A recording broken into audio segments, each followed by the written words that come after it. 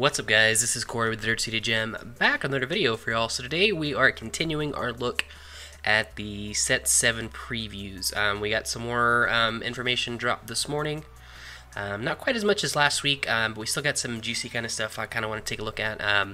So let's go ahead and get on over to our developer notes. Alright, so this is Designer Notes, Volume 2.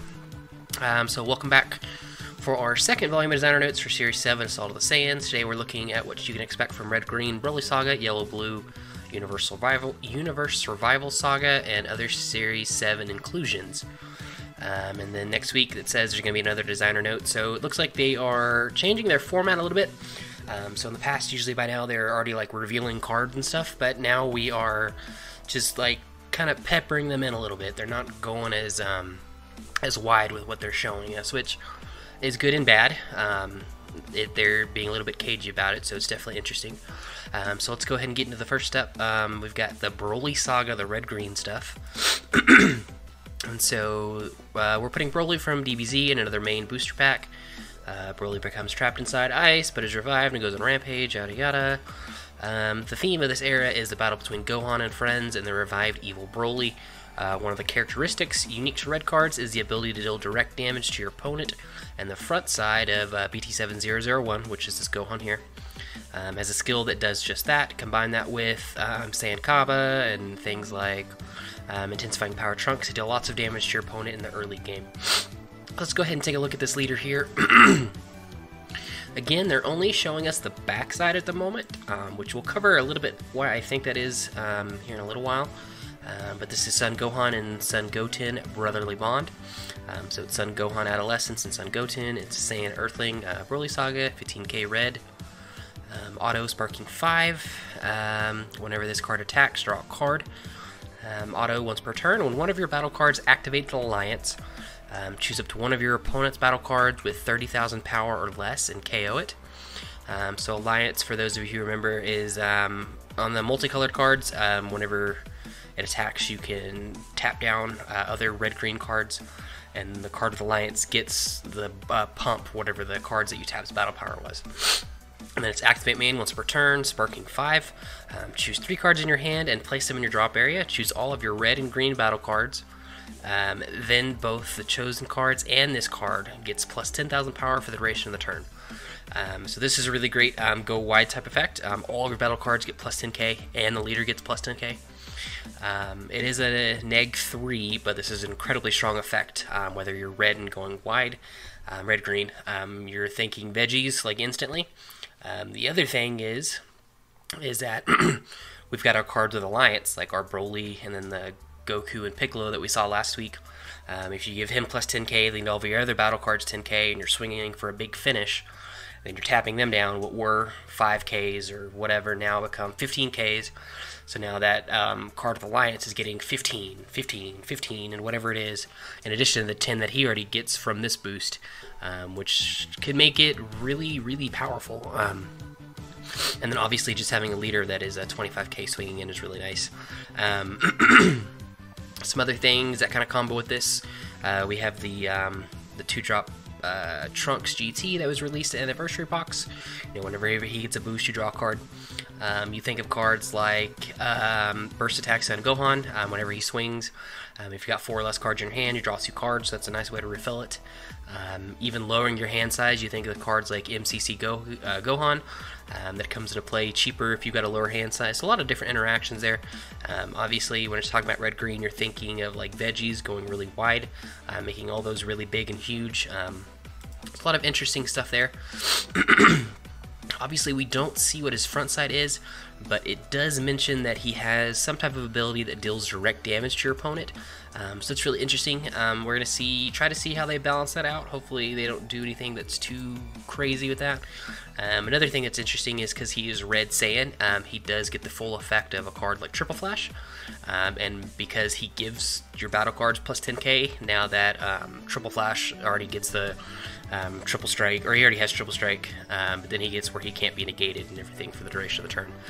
So some really cool stuff there. Moving on, we got some Broly stuff. So Broly has a new card, BT7002 Dormant Legend. which allows them to break through the ice and play a Broly card to your field. We don't see that card, they're not showing us that. Broly Rapid Barrage, which is this card right here, has a rival skill, which lets them, you can play it early with cards in your combo area. And that's pretty much it. These are all like OG Broly, so they're just Broly, not Broly BR. So the old Broly stuff does work with this, and all that stuff's green. So obviously they're kind of like leaning you into our red-green strategy. First we'll go up to the Broly Rapid Barrage. So he's a 4-drop, he's multicolored red-green, 1 10k combo, they're still keeping that, which is good. A rival red-green and 1, so he's just like the Gogeta that we got. Energy Exhaust, like all multicolored cards, permanent. Only one Broly Rapid Barrage can be played to your battle area, and you can't play this card from any area unless Dormant Legend is in your drop area. Obviously we don't know what that is. That sounds like, just by the name of it, probably like a field card or something. Maybe an extra card. And then auto, whenever you play this card, choose up to one of your opponent's battle cards, and it gets minus 10,000 power until the end of your opponent's turn. A really strong effect, so it's effectively giving a battle card minus 10k for 2 turns, the duration of your turn, and then throughout your opponent's turn. And then auto, when your opponent combos, you may choose one card in your hand and place it in your drop area. If you do, choose one card in your opponent's combo area and place it in its owner's drop area, then negate the skill for the duration of the turn. Since this is just an auto, it works on both yours and your opponent's turn. So if your opponent is comboing defensively, therefore whatever card they combo with first is blown up, and if they're comboing defensively, whatever card, or offensively, defensively, that card's blown up as well. Makes them kind of have to maneuver differently. Obviously, you're not going to be comboing the super combo first. You have to chip out a 0.5k or something like that to kind of get rid of this effect. This is an effect that we have seen before. It was on the promo cell back from set 2, I believe, maybe set 1, tournament pack promo cell. That never saw like a whole ton of play, just because there was like stronger cell cards. But being able to play this with a rival is interesting. Obviously, we won't know how good it is until we see the rest of the Broly support, and especially this Dormant Legend card. Moving on, next we've got the backside of our new Broly leader. So this one's red. Broly the Recurring Nightmare. Auto, whenever this card attacks, draw a card. Then activate battle once per turn. Choose one card in your hand and place it in your drop area. Choose up to one of your opponent's battle cards with 10,000 power or less and KO it. Instantly, when you look at it, it's not super great. We've got leaders that do a lot more things. Being that it's a Broly and it's red, so we're going to have some things to work around with it. There's going to be a whole Broly engine, we assume. You can think about, like, with this Broly that we just saw, you give like a 20k minus 10k, then Broly can just pop it, but you're still going to pitch a card in order to do that, which isn't great. You think about like the Gogeta promo leader from the Switch game. He just does this for free, just KOs a 10k or less battle card once per turn. So kind of interesting. Obviously we'll see more when we see what this front side is and the rest of the support, but right now there's just not a lot to really go off of. I'd have to say he's not looking very great. Moving on, Universal Rival Saga, yellow-blue. The theme is for Warriors from Universe 6. The leaders are Hit and Kefla, which we're only seeing the Hit, and there are some Champa and Bato cards as well. The era's theme is showcasing the teamwork of the Warriors from Universe 6. Kale Time Sister, Khalifa the Bold Sister have skills to search Universe 6 cards and recover them from your drop area, making them a cornerstone of the deck. Yada yada yada.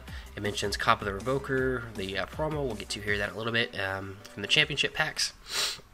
And then where neither of these cards can be KO'd, and that's pretty much it. A lot of just ramble. So we'll get in the first card. Kale the Timid Sister. So she's a 1 blue 4K permanent. This card can't be KO'd by your opponent's skills. And then auto, whenever you play this card, choose the 1 blue or yellow Universe 6 card in your drop area with an energy cost of 3 or more, and then add it to your hand. So this is obviously recursion. So her traits are, she's a Saiyan, Alien, Universe 6. Saiyan and Universe 6 are both really good traits. There's a lot of cards that kind of interact with that. So it's really interesting that they are keeping this Universe 6 tag. I think we talked about that last week, whether they would do that or not. We'll move on to Khalifa, the Bold Sister. So she's a yellow for 1 yellow. She's a 4K permanent. This card can't be KO'd by your opponent's skills. And then auto, whenever you play this card, look at the top 5 cards from the top of your deck, choose up to 1 blue or yellow Universe 6 card among them, then add them to your hand, and shuffle your deck. So she's just your standard type of tutor for Universe 6. Fortunately, well, maybe fortunately, depending on how you look at it, she's only looking for blue or yellow. So this makes it where she doesn't really interact with the veggie package. So that's pretty good. She has a Khalifa, so obviously Kaba can just put her into play, though you probably wouldn't want to put her into play as opposed to other ones. But there could be the potential that these all could interact with each other, just the way Kaba works. We'll quickly cover Kaba the Revoker. So this is a championship pack. Because this is the one specifically that I mentioned, so it's a counterattack, negate the attack, and play this card for 2 and 1 yellow. Whenever you play this card, if your leader card is yellow, choose up to 1 of your opponent's battle cards and negate its skills for the duration of the turn. So it's effectively like a Cold Bloodlust on a card that's already in play. Not necessarily great, but not bad either. And he's also Saiyan Alien Universe 6, so he's got all the tags that work with this. And then we'll get into the interesting card that was revealed. So time skip hit. So this is again only the backside. Auto, whenever this card attacks, draw a card. Auto, when your opponent's leader card flips back to its front, choose the 1 blue or yellow Universe 6 card in your drop area with an energy cost of 3 or less and play it. And activate main. Once per turn, choose 1 card in your hand and place it in your drop area. Choose up to 1 blue or yellow Universe 6 card in your hand with an energy cost of 2 or less and play it. So a lot of interesting stuff going on here. Obviously, he specifically mentions whenever your opponent goes from their backside to the front side. As of right now, the only ones that do that are Wish leaders. You could theoretically guess this is some type of punishment for Wish, but I think we have to look a little bit beyond that. Typically, whenever a Wish leader's activating their Wish, they're just winning the game at that point. I think what this is telling us is that we're going to have some type of mechanic in this set that either you force your opponent to flip, or your opponent plays an effect that flips them, and maybe there's benefits.